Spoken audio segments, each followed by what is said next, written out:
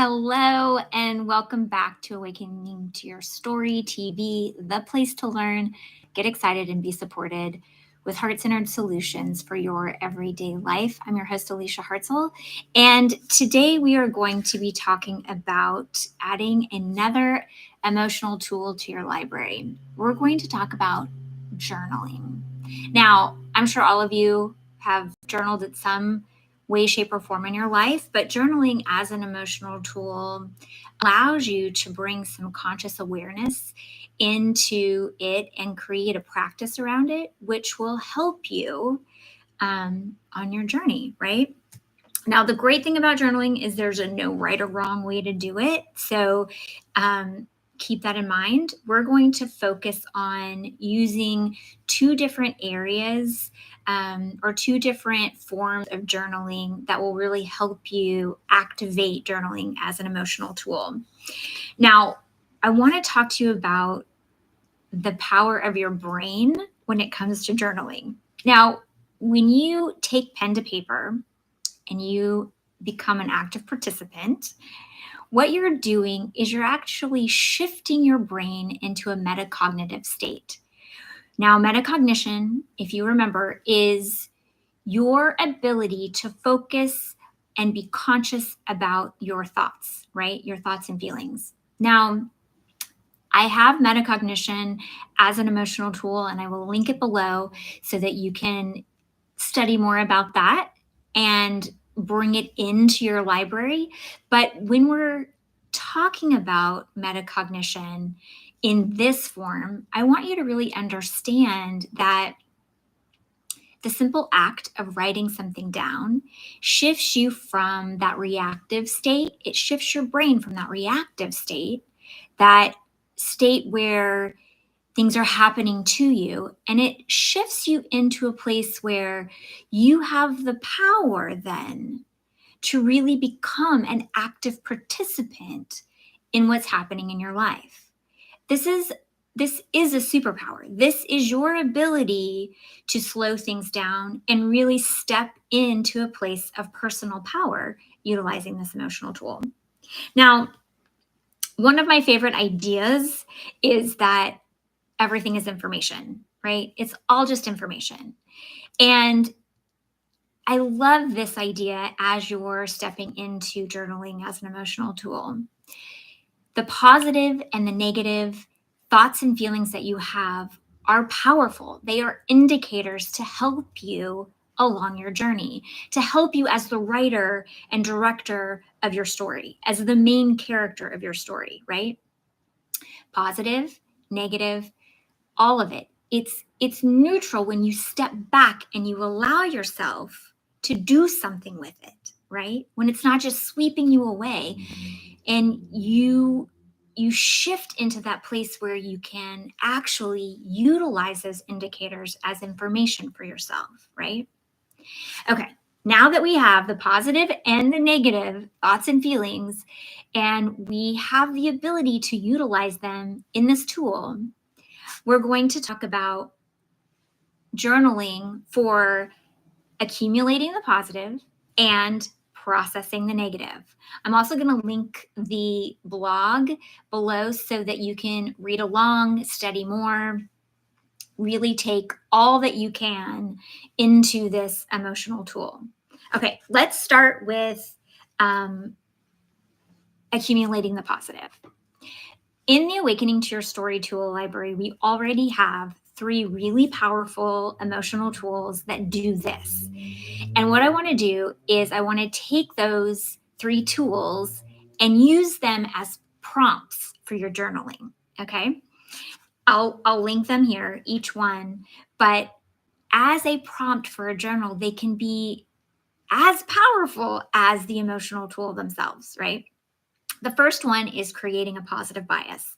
Now, when you're utilizing creating a positive bias as a journal prompt, what you want to do is scan for everything that is right and working in your life, right? Your positive bias that you build is that ability to have your mind constantly scanning for all of the right and good things in your life. So as you're scanning, write down the things that you're grateful for. Write down the things that you have appreciation for. Write down the things that are sparking joy, that are bringing you affirmation, that feel really good in your life. Give them the time and space. Put them to paper, right? Journaling to help build that bias is brilliant. Okay, the next one is building a positive cellular memory bank. Positive cellular memories have endless uses, and as a prompt for your journaling, it is so fun. What you're wanting to do when you're using this tool as a prompt is catch the things, the experiences in your life that you feel down to every cell of your being, right? In a positive way. Those moments when you have laughter with a friend that literally make you tingle when you walk away, or that thrilling thing that happened to you, or whatever it may be. A positive experience that gets down into every cell of you. Write it out. Use all of the flowery language, right? If you go over to the link, you're going to find some examples to really help you double down. One of the ways that I love doubling down in journaling in general, but in journaling to capture the positive for a positive cellular memory, is to step into a place where you can write about it and then have a photograph. Actually, let's see. Let's find a good one. Here's a good one. My grandmother's hands, right? Like, write about these positive experiences that you have on a cellular level, and then take a photo, print it out, put it in there, right? Play with it, make it fun. The next one is taking a thought party even deeper. Now, a thought party is where you escape from the parameters of reality. You allow yourself to daydream and just think and revel in all the things that are possible.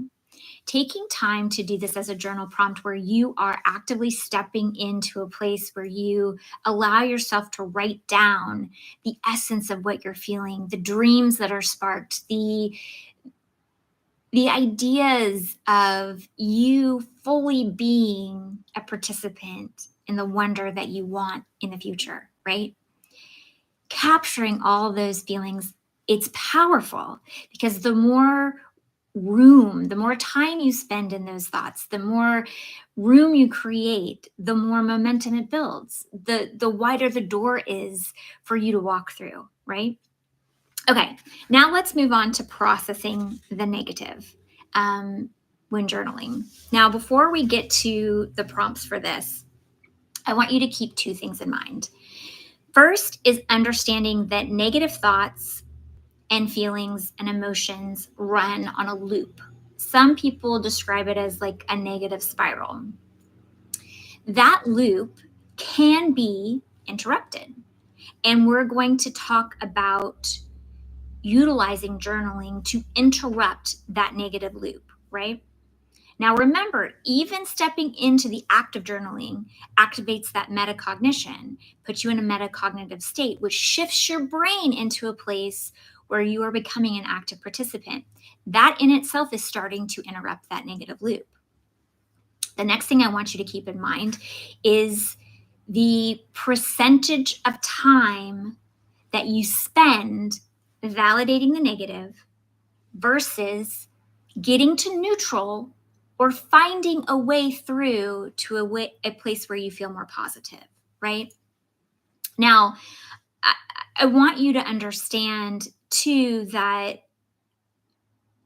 when we're stepping into a place where we're processing the negative in journaling, you can do it for the present moment experience, but you can also do it for things from the past that might feel like they're nagging on you, right?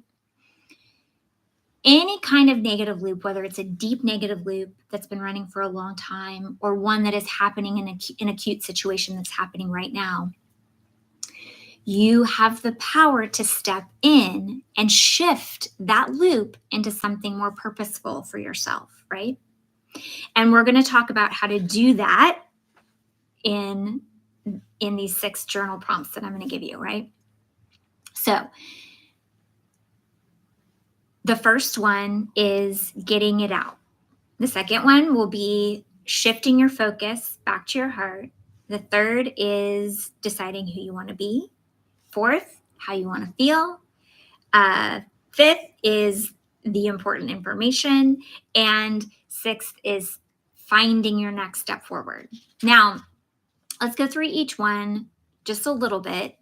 The first one is getting it out. Now, again, I want to really advocate for you to be careful of the percentage of time you spend getting it out. This kind of validating purge of information is powerful. Get it onto the page. What we tend to find in this experience is we focus on them, the other person, the other thing, the situation outside of ourselves that is causing this negative loop, right? And that's fine. That's perfect. Get it out, focus on them, focus on the wrongness, but then make sure you pay attention to the next steps, the next prompts, and give those 4 more prompts equal airtime to you that you do to the first one, because our tendency is to write it out and walk away, but then that negative loop still might be playing, right? So we're going to interrupt that loop even more with the next one, which is shifting your focus back to your heart. Now, there is an emotional tool called your point of reference, which will help you do this if you need help, because sometimes we're so mired in how wrong the other person is that we have a real hard time shifting focus back to our heart. And I'll link it below. But the goal is to really just actively state, okay, enough about them. Now this is about my heart, my story. This is where I have power. I have power in my heart and my story and my consciousness. And so I will focus there, right? Just write it out. Just write it out simply for yourself, right? So that you are actively shifting gears. Okay, the third one is think about who you want to be in this negative situation, right? Who do I want to be? Your limbic system, your fight, flight, or freeze has probably taken over and it's gotten you to a place where you can survive the experience. But now that you're writing it out, you're spending time here, you get to decide who you want to be in the midst of the situation, right? If it's from the past, who do you want to be now, right? Who do you want to be in this experience? You have the power to choose. It's up to you. It doesn't always feel that way when we're just living it. But when you're in that metacognitive state and you're taking an active role, you really do have the power to choose. So give yourself some space and time and define it for yourself, right? Write it out. The next one is, how do you want to feel? Now, the idea that you get to choose how you want to feel is magical. It is so amazing that when you are in a state like this, so often when you're processing through the negative, you don't actively think about getting to choose how you want to feel. And that's what this prompt really does. It says, okay, stop for a minute and really decide for yourself. You may have to go to the contrast of it, right? You may have to go and say, this is where I'm starting. I don't want to feel this way, but I do want to feel this way. So discovering and claiming how you don't want to feel may be the path to figuring out how you do want to feel. Give yourself time and space with this prompt, right? And really think about it. The next one is finding and scanning the important information for yourself, either positive or negative, right? Now, deciding that you're going to take the information and utilize it is powerful. Giving yourself space to really go, okay, what is the information for me here? What do I want to learn, right? What do I want to take away?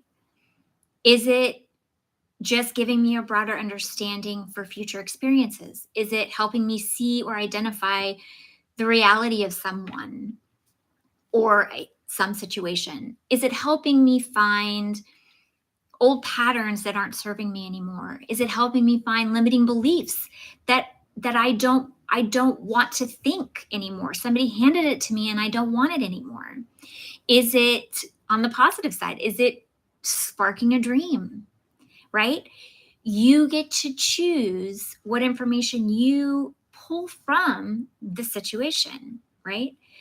Any negative situation that you find yourself in, there is a silver lining. There is something for you there, right? Something for you to learn, something for you to experience that will help you, right? Take the time and find it. Think about it, scan, right? Don't be afraid to look under the rocks, the emotional rocks that are around the situation.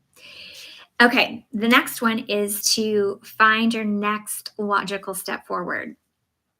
And I love this one, really tap into your mind and your heart and go, okay, what is my next logical step forward here?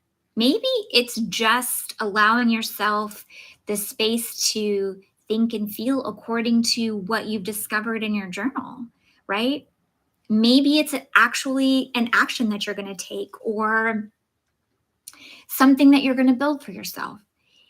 Just leave space, right? It may not come to you right away, and that is okay, but leave space in the journal for it, right? You may come back a week later and go, oh, I know exactly what it was. Write it down, right? The goal of this emotional tool is to really help you become an active participant, to not get swept up, but to really step in to your place of inner power, right? To help you navigate the negative and help you really gather up and revel in the positive. Okay, this is a lot to get started on. Please tell me how it's going. Tell me what you're journaling about. I would love to hear how this metacognitive state is really coming to life for you. I am always here if you have questions. Like, share the video, head over to the blog, and know that I am here for you. Really celebrating this power that you have to catch the positive, to process the negative, and to really be strong in who you are.